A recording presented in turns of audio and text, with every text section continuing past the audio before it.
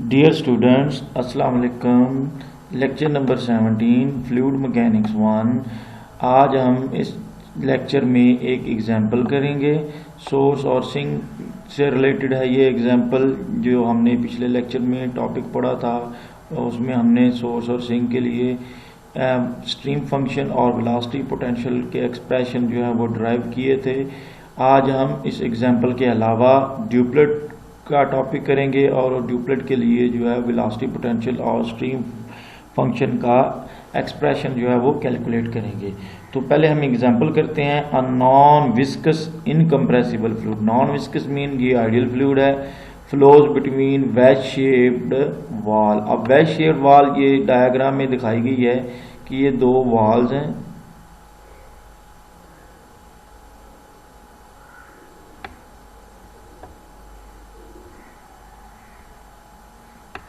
और ये एक तरफ जो है इन दो वॉल्स की जो ओपनिंग है वो π/6 के एंगल पे है और ये जो स्मॉल ओपनिंग है जहाँ पे यहाँ से फ्लूइड जो है वो बाहर की जानब एमिट होगा। मीन टू से फ्लूइड फ्लो की जो डायरेक्शन है वैसे वहाँ पे एरो में भी दिखाई गई है, तो ये इसकी फ्लूइड फ्लो की डायरेक्शन है। फ्लूइड इधर से एंटर हो रहा है और इधर स्मॉल ओपनिंग से जो है वो फ्लूइड बाहर एमिट हो रहा है। ठीक है, तो ये टूवर्ड्स फ्लो की बात है। इट मीन ये सिंक से रिलेटेड एग्जांपल होगी है।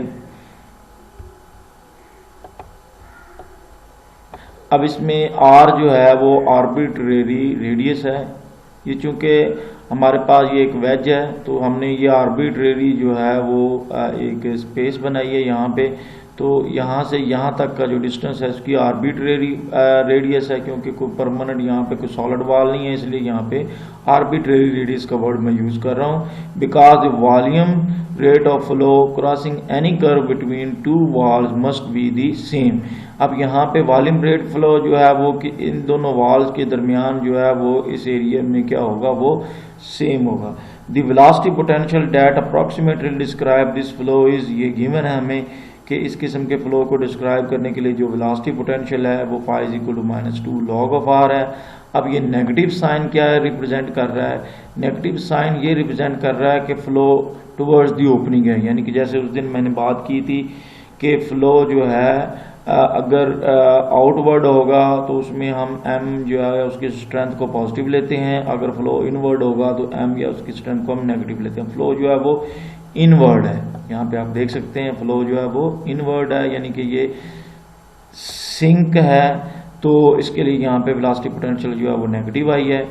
तो ये नेगेटिव जो है वो सिर्फ डायरेक्शन को शो कर रही है। मीन टू से कि आर जो है वो इस तरफ पॉजिटिव है तो इसकी ऑपोजिट साइड पे क्या होगा, नेगेटिव होगा। जैसे एक्स जो है वो राइट वर्ड पॉजिटिव है तो लेफ्ट वर्ड अगर हम लेंगे तो वो नेगेटिव होगा। ठीक है, और यहाँ पे डायग्राम में आर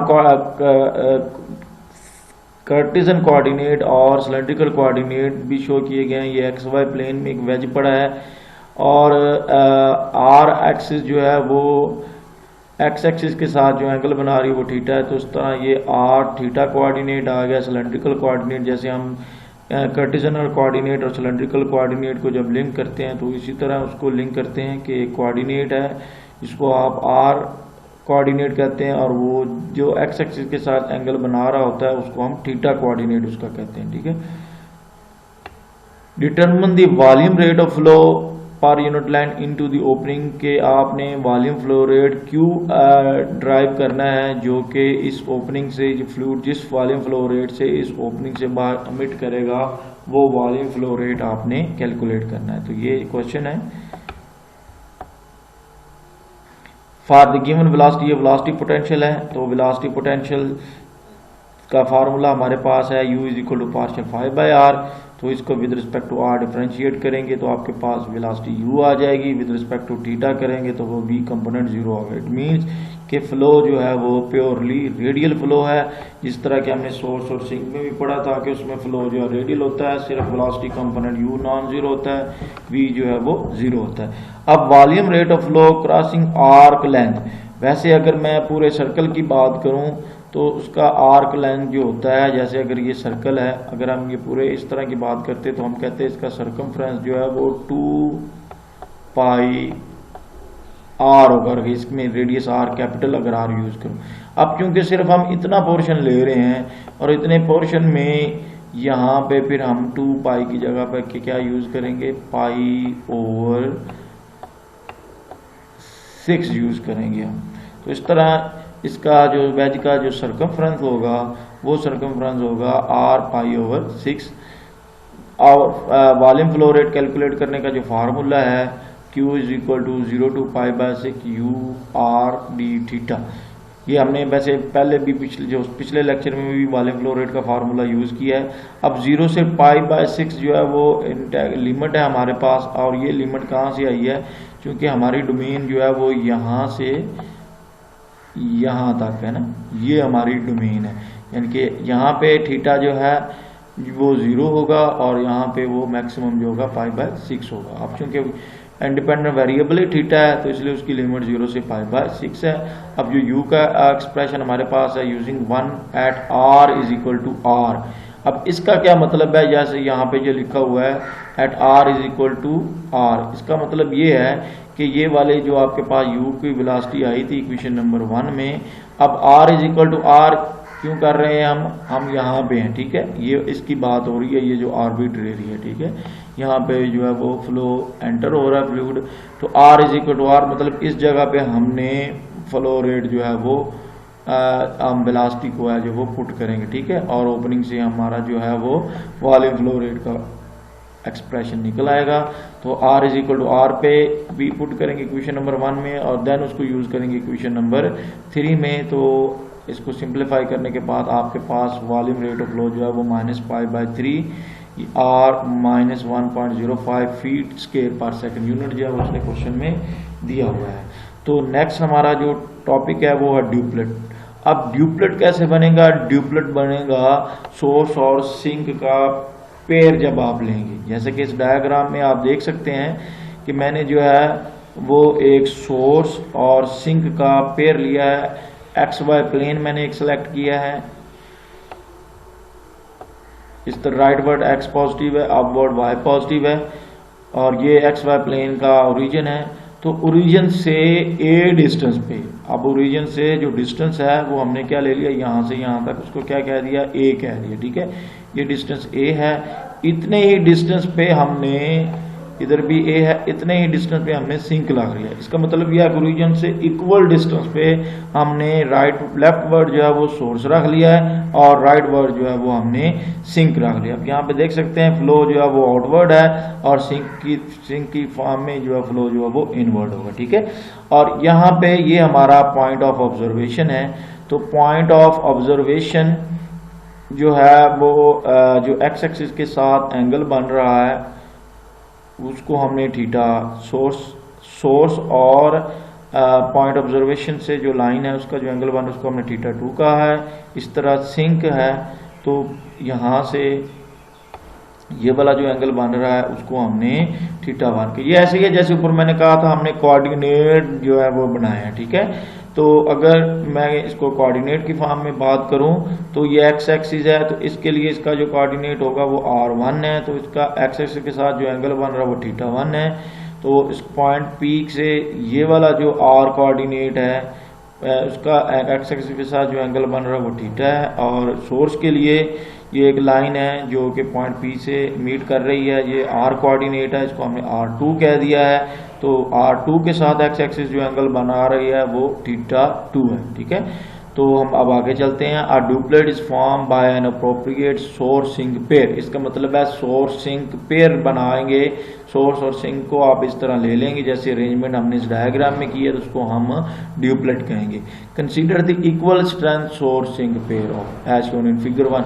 एक और कंडीशन भी है कि ये सोर्स और सिंक जो है वो इक्वल स्ट्रेंथ के हैं, सिर्फ जो है वो इनकी डायरेक्शन का फर्क है। अगर मैं कहूँ कि ये सोर्स ये m भी इसकी स्ट्रेंथ m है और सिंक की भी स्ट्रेंथ जो है वो m है, तो सिर्फ जो है वो डायरेक्शन का फर्क है। फ्लो एक में आउटवर्ड फ्लो है सोर्स में और सिंक में जो है वो इनवर्ड फ्लो है। तो इनकी जो स्ट्रीम फंक्शन होगा उसको मैंने इक्वेशन नंबर 1 में रिप्रेजेंट किया है। अब चूंकि मैंने कहा कि इनकी स्ट्रेंथ सेम है इसलिए m को मैंने कॉमन ले लिया, अदरवाइज हम इससे पहले इसको लिखना था तो इसको हम यूं लिखते हैं minus m over 2 pi minus minus ये यहाँ पे आ गया θ1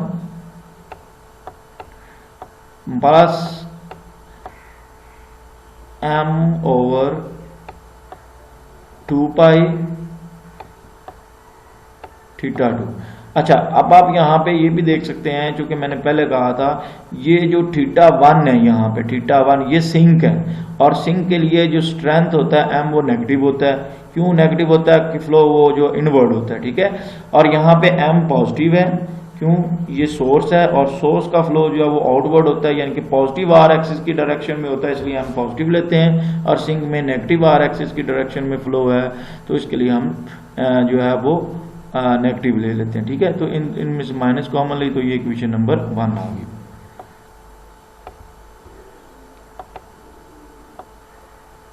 अब equation 1 can be written as, मतलब ये जो इक्वेशन नंबर 1 थी इसको जस्ट रीअरेंज करना है। ये सारी टर्म को जो है वो हम उठाकर दूसरी तरफ ले जाएंगे साई के साथ। ये देखें यहाँ पे, फिर इसके बाद दोनों तरफ जो है वो मैंने tan ले लिया, tan लूँगा, उसके बाद ये बेसिक ट्रिग्नोमेट्रिक फार्मूला यूज किया, इक्वेशन नंबर 2 आ गई। अब अगर मैं डायग्राम से देखूं, यहाँ से ट्रिग्नोमेट्रिक कॉन्सेप्ट यूज करेंगे हम। अच्छा, जैसे कि मैंने कहा कि ये सोर्स जो है वो ओरिजिन से डिस्टेंस a पे पड़े हैं, ये भी डिस्टेंस a है, और ओरिजिन से सिंक का जो डिस्टेंस है वो भी डिस्टेंस a है, ठीक है। और ये अगर ये एक राइट एंगल ट्रायंगल बन गई है, तो पहले हम इसकी बात करते हैं। ये एक राइट एंगल ट्रायंगल है, ये जिसको मैं अब हाईलाइट कर रहा हूं, ये एक राइट एंगल ट्रायंगल बन गई है, ठीक है। तो अब ये R जो है इसका हाइपोटेन्यूज है, तो यहाँ पे यहाँ से यहाँ तक का जो डिस्टेंस है टोटल, यहाँ से यहाँ, वो है r cos थीटा, यानी कि इसकी जो बेस है वो r cos थीटा है, और इसकी यहाँ पे जो हाइट है वो r sin थीटा है। तो इसका मतलब है यहाँ पे हम वो tan थीटा जो है वो इक्वल होगा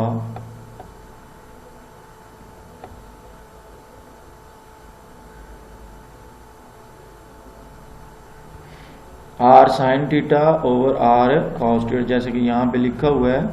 तो ये बन जाएगा r sin theta divided by r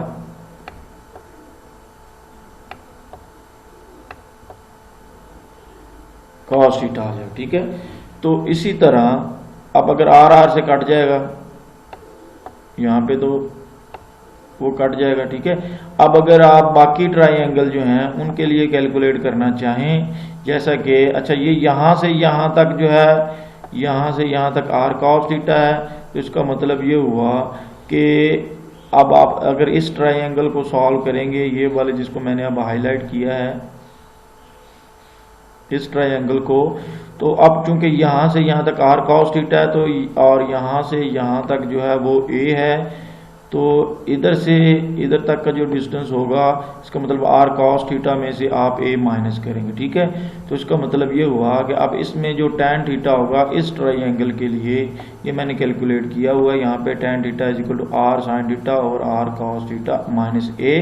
अब मैं अगर दूसरी ट्रायंगल की बात करूँ, यहाँ पे अब हम इस ट्रायंगल की बात करते हैं जिसको मैं अब हाईलाइट कर रहा हूँ, राइट एंगल ट्रायंगल जो है।